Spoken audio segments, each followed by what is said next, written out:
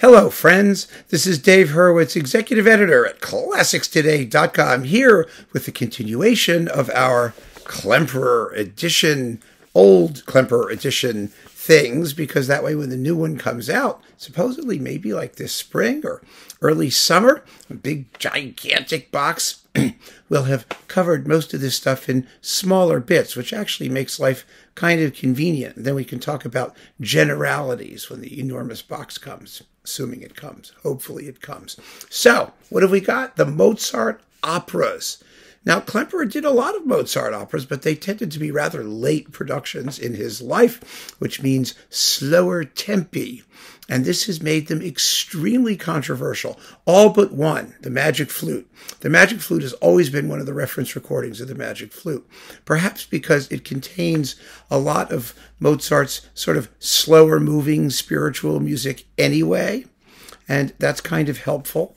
And it has no dialogue, which is even better, frankly. But let's see, who have we got here? We've got Nikolai Gedda as Tamino, Gundula Janowitz as Pamina, Walter Berry as Papageno, Lucia Pop as the Queen of the Night, Gottlob Frick as Sarastro. I mean, it's just an amazing cast. Ruth Margaret Putz as Papagena, and like other people like that. And it's just a fabulous cast and a fabulous performance. So that's all good. But the Da Ponte operas are another matter entirely. Some of them people love. Most of the time people don't like them very much, despite amazing casts.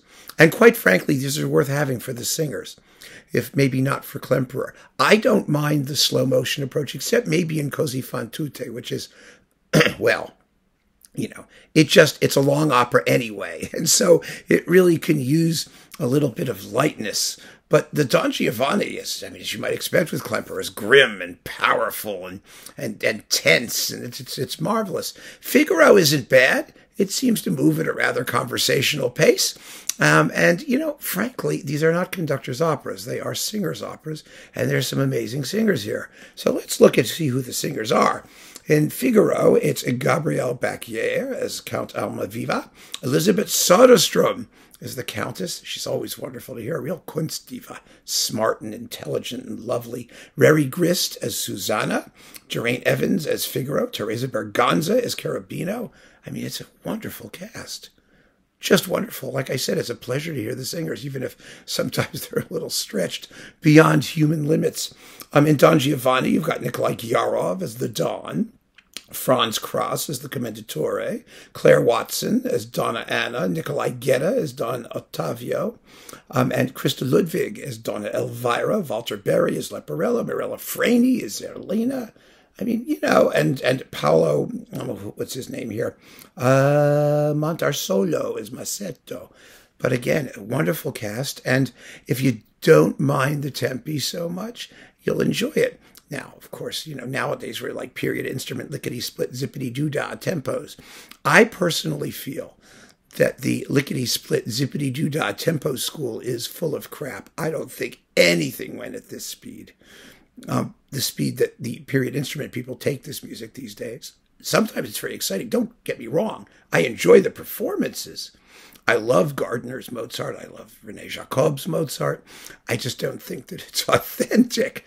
I think it's probably vastly more likely that things went more like Klemperer's tempos because people just needed time. They didn't know the music that well. The orchestras weren't that great. You know, I don't think that they burned through the music like that, like we do today.